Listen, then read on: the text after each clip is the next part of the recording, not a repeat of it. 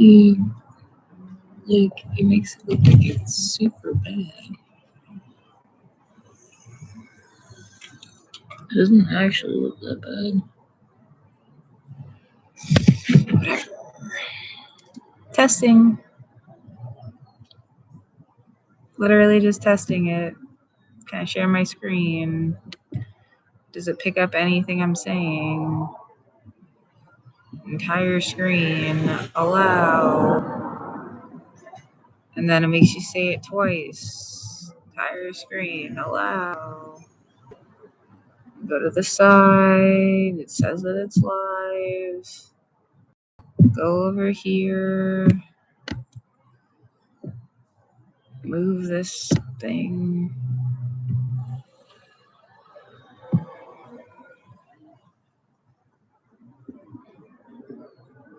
Yeah, I'm frustrated. It's like nothing works.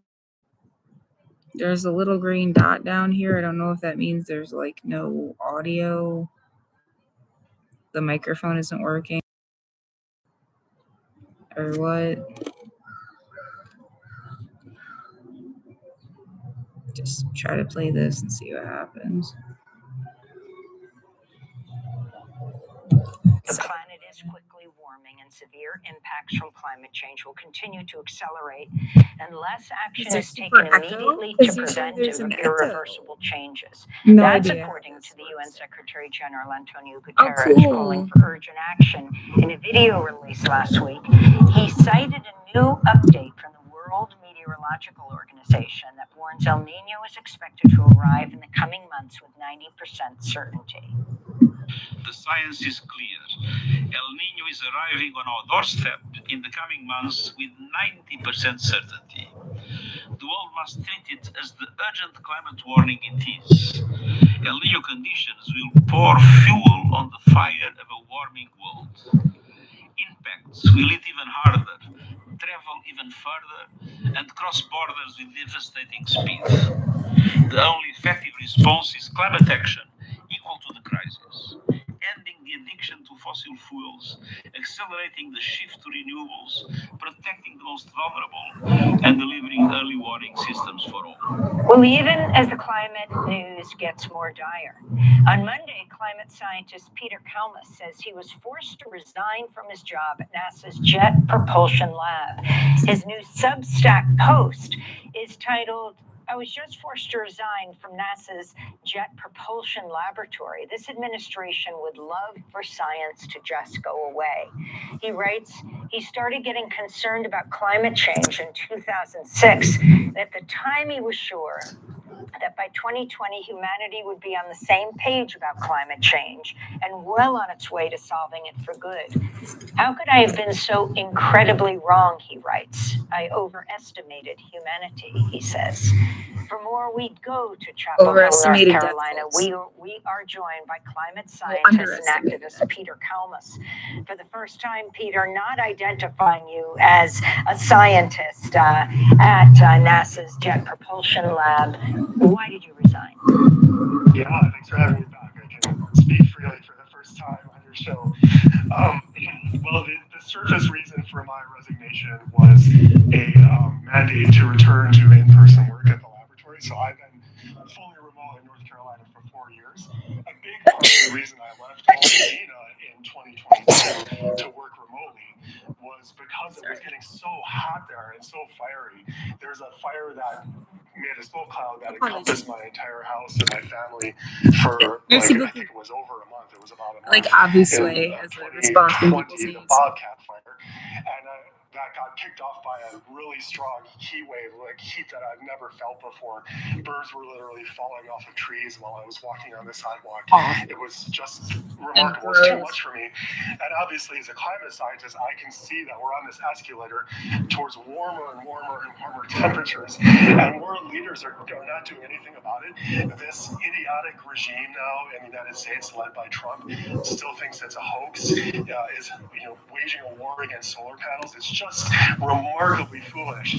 So that was part of why I left. And then 2 years after I left, the house that I lived in my entire neighborhood, my town of Altadena, burned down in the Eden fire. So So, you know, it's still getting worse. We're still burning fossil fuels. We're accelerating the burning of fossil fuels. This industry, oil, coal, gas industry, has been dishonest for half a century, blocking action, bribing politicians, playing dirty, lying through their teeth, testifying in front of Congress, saying that they're not going to stop lying. They're still doing it. Their ads are ridiculous right now, and the greenwashing that they do. Can you It's absolutely insane. Can you explain what NASA's Jet Propulsion Lab does, what you did there, and what you're going to do now, Peter? Yeah, thanks for that. JPL is, in my opinion, or at least it was, the crown jewel in the NASA system of centers. So it's this beautiful campus in Pasadena, California, nestled in the hills there, and it is responsible for a huge fraction of the Earth observing satellites that monitor climate change and monitor weather around the world. The public doesn't really realize what a huge role JPL has played in monitoring the Earth. But more famously, it's responsible for putting rovers on Mars. It does these spectacular landings on Mars. It explores, the planets of the solar system and its moons. So David mentioned the Europa Clipper. That's a JPL mission, which is going to study the ocean under Europa. And he's absolutely right, by the way, that we tend to really take for granted the boisterous, gorgeous life on planet Earth in a way that I think is, we have to stop doing. It's remarkable how we take it for granted. JPL also studies astrophysics, as many astrophysics missions, but it's just, I worked there for 15 years. It was my dream job. I was, one of those space kids. I was just, really nerded out from first grade onward. And it was a dream job for me. The colleagues that I worked with were brilliant. Morale, though, over the last couple of years, because mainly of the Trump administration, has been lower than I've ever seen it. And 30% of the workforce at JPL has been laid off or has left because of funding cuts and because of that low morale in the last year and a half. How were you forced out? So basically, I was told that I had to return to JPL by October 27th. Obviously, I couldn't do that because I'd be leaving my sons and my wife here in North Carolina behind. We moved here 4 years ago. The kids are in school here. So that wasn't an option. I would feel very sad, probably get depressed if I lived in a little apartment alone in Pasadena. Moving my entire family back wasn't an option. So I just fought and tried to put in for remote exceptions. The process was extremely unfair. I had saved up a lot of vacation days and sick days. I injured my knee earlier this year and had to take a medical leave. Eventually, I was out of options and I just had to leave. But again, the indirect reason, the larger reason here is that Trump is not only attempting to dismantle the United States ocean observing system, they're trying to dismantle all of science in the United States. U.S. has had my entire life. It's been this sort of island in the world for doing science because of the federal funding system. You can make a career in science here. You can sustain research because of federal grants. The Trump administration has cut about 8,000 federal grants for scientists ranging from public health to climate science. So now, basically, there have been scientists from around the world coming here, the best minds, the brightest minds in the entire world.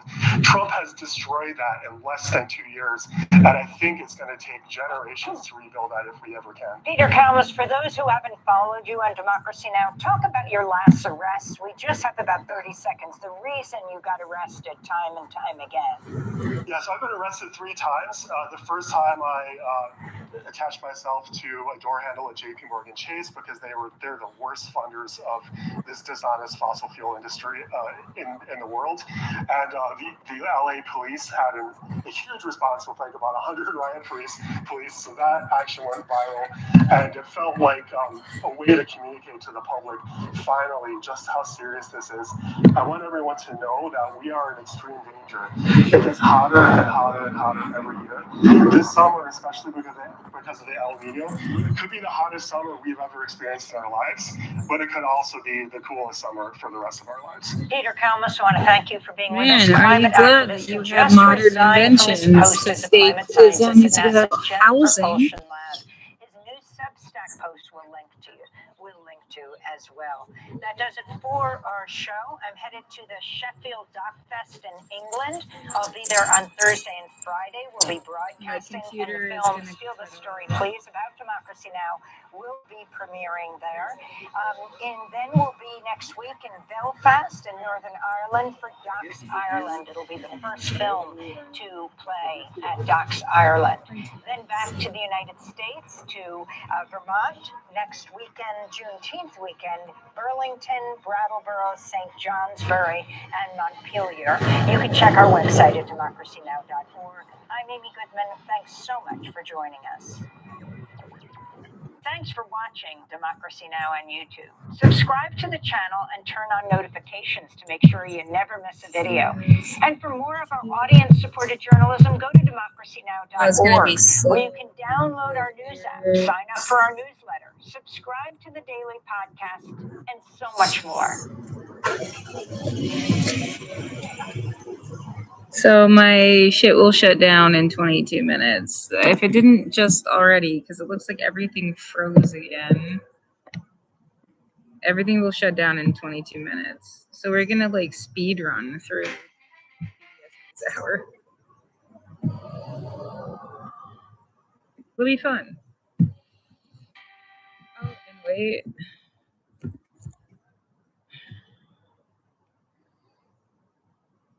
I'm still trying to check my disability status and see if they updated anything.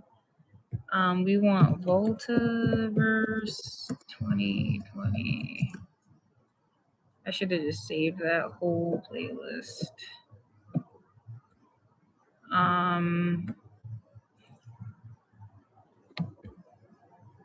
Open link in new tab and this one. Open link in new tab. Open link in new tab. Next.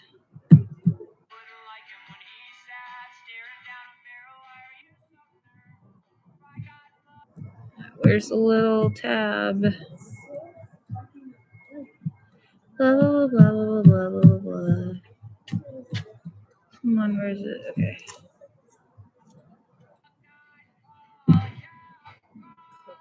Don't need like anything. It's over here.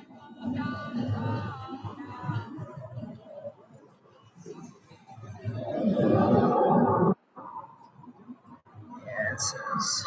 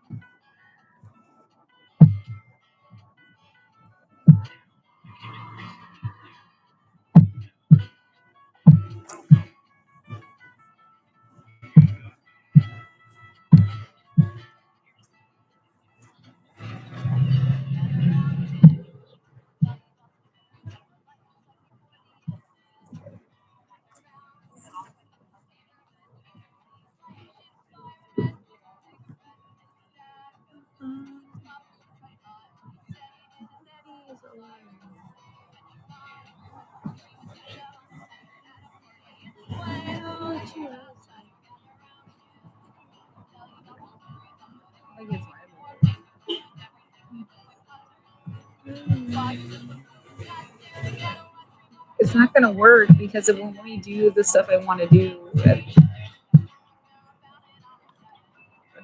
why it's not working. It's not, like there's nothing about it that I can like fix. It's just stupid.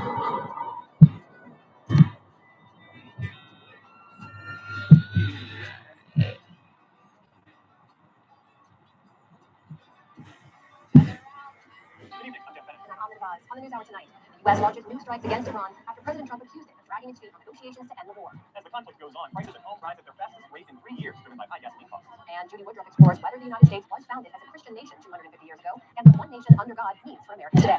Oh no.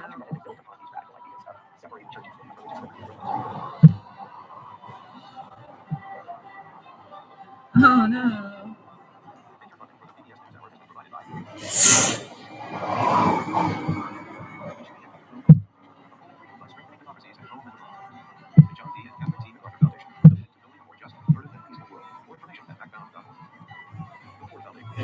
Iran's ambassador to the UN said the deal to end the conflict cannot reports. In fact, President Trump said the U.S. has been helping stranded vessels transit the Strait of Hormuz, again asserting American control over that vital waterway. From the Oval Office today, the president's patience with Iran apparently wearing thin. That morning, after violent overnight exchanges between the U.S. and Iran. This video released by Iran's Revolutionary Guard Corps today shows missile launches in Israel. Meantime, on the Strait of Hormuz, the U.S. disabled another oil tanker enforcing its blockade. Following the fighting, Iran's president, in a rare appearance, said the country must choose a decisive path. We must get out of this no or no peace state. War is certainly not in the country's interest. But if they think that by violating our dignity or territory in our homeland we will surrender or back down, then let them only dream about it. This is not something that we can back down from. In west of Iran, Israel today launched a series of strikes in southern Lebanon, killing at least south of Beirut in the coastal city of Sidon. Sirens wail. Fire crackled after an Israeli drone strike struck several cars, killing 2. Lebanon says it's now been bombed nearly 3,500 times by Israel since a ceasefire was struck in April. Those strikes echoing throughout the region as Turkey's president today fiercely denounced Israel. The Zionist regime is truly a festering sore, a factory of discord, constantly producing unrest across a wide geography. Israel must be stopped. Israeli Prime Minister Benjamin Netanyahu fired back in a statement, writing, the anti-Semitic dictator Erdogan, who is committing genocide against the Kurds, supports the Hamas terrorist organization, oppresses his own people, and imprisons his political rivals. He's the last person who can lecture the state of Israel on morality. Those ongoing strikes into Lebanon have now spurred the UN to launch an on-the-ground investigation. Prompt and independent investigations into alleged violations in general and international rights must be conducted. This is why I have agreed with the government of Lebanon to conduct an impartial and independent assessment mission. Back in the Oval, President Trump revealed a mission to move oil from the Gulf. Every night, millions of barrels of oil come out. That's why it's at 85, 90 barrels instead of 250. He later provided detail on social media, saying this effort has resulted in more than 100 million barrels of oil making its way through the strait. Then wrote, the United States of America controls the Strait of Hormuz, not Iran. But on the waterway, vessels dot the coast and deadlock persists. Prices around the world continue to climb. For the PBS NewsHour, I'm Ellen Rogan. And the spiking energy prices sent inflation to a 3-year high in May of 4.2% annually. The Labor Department said the cost of energy was responsible for over 60% of the increase. Core inflation, which turns out all of food and energy prices, was up a more modest 2.9%. It comes as renewed fighting in Iran threatens to extend disruptions in the Strait of Hormuz, the crucial energy choke point responsible for transit of roughly a fifth of the world's oil supply. From where we're joined now by Robin Farzad, host of Public Radio's Full Disclosure. Robin, it's good to see you. Thank you, Jeff. So inflation is now running at more than double the Fed's target rate of 2%. What more does today's report tell us? It's a tough piece when you're trying to pull this off in Iran with the Strait of Hormuz. I mean, you wonder if inflation would have gone down to the Fed's ideal 2% target, better to cut interest rates if Iran was not engaged, so to speak, this year. But the entire nation saw it. We got in the springtime quite an oil shock. That obviously percolates down everything, especially at a time when people were feeling it in food prices. You've seen the misery index numbers, which really don't jive with an economy that's still really buoyant and creating jobs, and interest rates are low in the stock market is giddy. So there's definitely pain and a disconnect and residual misery from the great inflation of 22. Residual misery. Gas is now up $1 per gallon over last year. Electricity prices are up almost 6% from a year ago. Fruit and vegetables are up 6%. Airline fares up 27%. Apparel up 5%. What's causing all of these prices to rise on so many fronts simultaneously? Clearly, energy is an input. If you look at fertilizer prices, even everything that goes into the inputs of soybeans, there was a huge pinch point in the Strait of Hormuz. You underestimate how vastly interconnected we are in the supply chain. If you go to a Wegmans and Kroger and grocery in the produce section, the things that you take for granted, avocados, year-round mangoes, grapes, produce, all that stuff requires significant free trade, low barriers to trade, constant supplies of low-cost fuel and fertilizer. And when that's pinched, especially after a time of opportunistic inflation for manufacturers, food manufacturers, retailers, car insurance companies, the automakers, they all use 22 and 23 as cloud cover to raise prices. So you're not helping the situation by exacerbating fuel and fertilizer premium. I want to play you what President Trump said today when he was asked about this report. Thank you so much, Mr. President. The inflation number, which came out this morning. No, I love the numbers. You know what I really love? I love the inflation. Inflation come down. When the war's over, it's coming down. It's going to come down like a rock. It's remarkable to hear any president say, I love the inflation. But the White House argues that this is temporary pain. When the war is over, so will the inflation woes. Do they have that right? There was a great pipe dream in January. If you think back to the extraction of Nicolas Maduro in Venezuela and Caracas. It was so easy. We could pull out something like that in Iran. Can you imagine the deluge of easy oil? I mean, just flooding the system. And we have all these refiners that are eagerly going to take it up, driving oil back down to the 30s and 40s. Obviously, it was a lot harder that way. Obviously, they didn't do their homework with Hormuz and how much this would hurt the economy in such a fungible commodity. It was almost like a curse what happened with Venezuela. So I remember I was getting calls from people linked to the administration. Do you understand how much this is going to inundate the hemisphere with heavy crude, and our refiners are at the ready to crush the price of gas? So to be seen, and remains to be seen if they can pull that feat off. And it's not just gas and food prices, also the cost of healthcare. There was a report out today from the Robert Wood Johnson Foundation that found that nearly half of all working age adults struggle to afford healthcare. This is in 2025, and even increasingly those with insurance. I mean, what does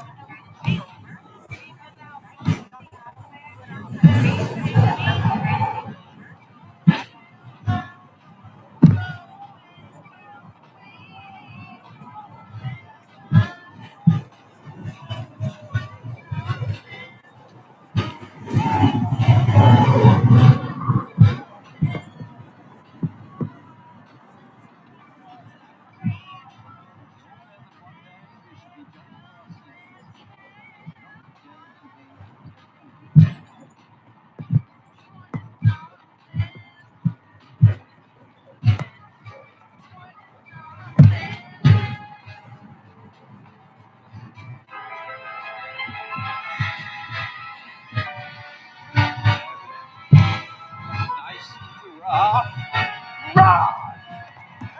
else, behave yourself. This judgment has come. Get the most unexpected ball. Run away. What have I done to deserve this? You know what you've done, Julius. You've sold your soul for 30 pieces of chocolate. 500 years ago, enormous titanium bearing meteorites strike the Earth, leaving a giant crater. 200 years ago, native inhabitants began making arrowheads out of the titanium, which they call by the name Whispering Rock. This is a rough English translation. 100 years ago, prospectors and settlers take over the area, naming their boomtown Shady Plain. 99 years ago, the first cases of paranormal hysteria diagnosed in Shady Plain. 75 years ago, Houston Thorny Villages was home for the demented to deal with the insanity epidemic. 60 years ago, more residents in asylum than in the town. Houston Thorny commits suicide in the Indoor Tower. 55 years ago, asylum employees mass sacrifices anesthetic numbers of useless, sensitive Because for your second 5 years ago, Whispering Rock Psychic Summer Camp founded to nurture and train future psychics. Black Summer, Idaho's first peaceful alpha youth designed no photos. Man, this thing was over that chocolate cake. Let me see. So you keep saying, stories are the superpower of humans in a way, right? Everything we kind of do, if you think about it, from culture to politics, even money. Yeah, money is the greatest story ever told. It's the only story everybody believes. And, when you look at it, it has no value in itself. The value comes only from the stories we tell about it. As every cryptocurrency guru or Bitcoin enthusiast, no, it's all about the stories. It is nothing else. It's just a story. So, is it real? Is Bitcoin just to be invested in Bitcoin right now? Is it a good thing or bad thing? I think it's kind of a cyclical thing. If enough people believe in it, then you can go to the supermarket and then buy whatever you want. If people lose faith in the story, then it's worth nothing. We're talking about America bad, but have you considered America good? I would love to consider America good. It's just that America rarely ever shows me anything good. If it did, I would tell you America good. I want to. Journalists, these are challenging times, and we need the people in this room to help guide us through it. Your jobs are not easy, and it doesn't help that we're living at the end of traditional media. The gatekeepers are gone. Did you know that 90% of people now get their news exclusively from social media? And that must be true because I saw it in a random guy's TikTok. He was recording the video while driving a Toyota Corolla, but he seemed to know his stuff. Isn't it crazy, by the way, that TikTok could be outlawed in the U.S. by the end of this year? That's a real shame, because we're going to need TikTok to document who is storming the Capitol next January 6th.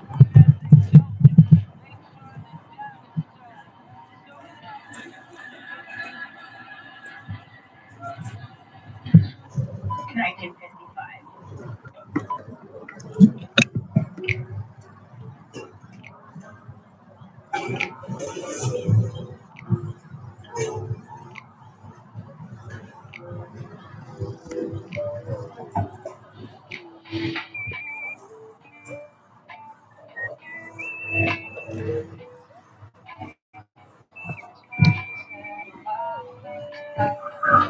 So long, faces and the ways that kept me high.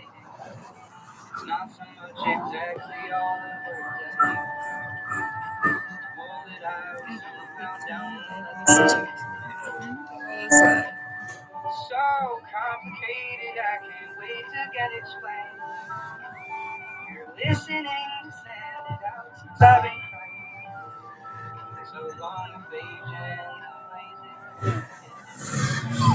so long, silent nerves and hesitant oblivion. Universal, human, right. Came and set me out unfurling in the streets.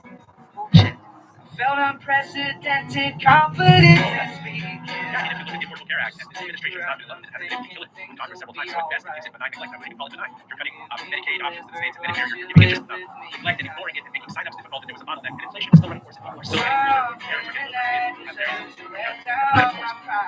course, we're going to see that demographics are when Bill Clinton was first elected president, and it's still something that the nation has not solved nearly 40 years later. And as all of this unfolds, Rob, you've got the Fed today investigating under the Medicare Federal. What kind of dilemma does all of this present for him as the Fed gets ready to change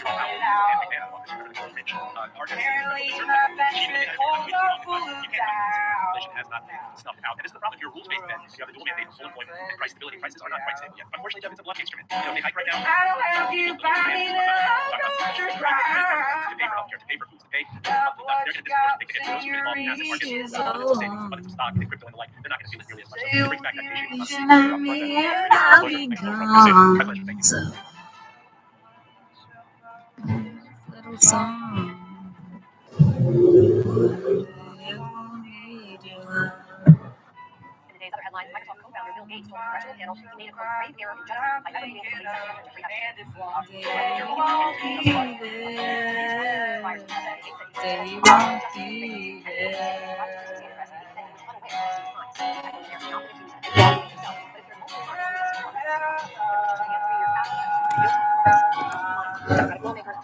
the release of Mr. Gates was aware that Jeffrey Epstein had been convicted and for a horrific crime and continued to interact with him to seek money for his foundation. And I think that obviously we would agree was a horrific judgment call. Just a day earlier, Epstein's longtime executive secretary, Leslie Groff, told the same House panel that he was a, quote, master manipulator and that she, too, was unaware of his crimes. That's according to her prepared remarks and sources familiar with her testimony. Transcripts of both interviews are expected to be released at a later date. Defense Secretary Pete Hegseth warned the government of Cuba today not to seek out weapons that could strike the U.S. or its military bases. Hegseth touched down at the U.S. naval base at Guantanamo Bay in Cuba this morning and later visited with troops. He told them if Cuba pursued such weapons, it would invite, in his words, a confrontation not only do they not want, but they could not stand. His visit comes as the Trump administration has placed enormous pressure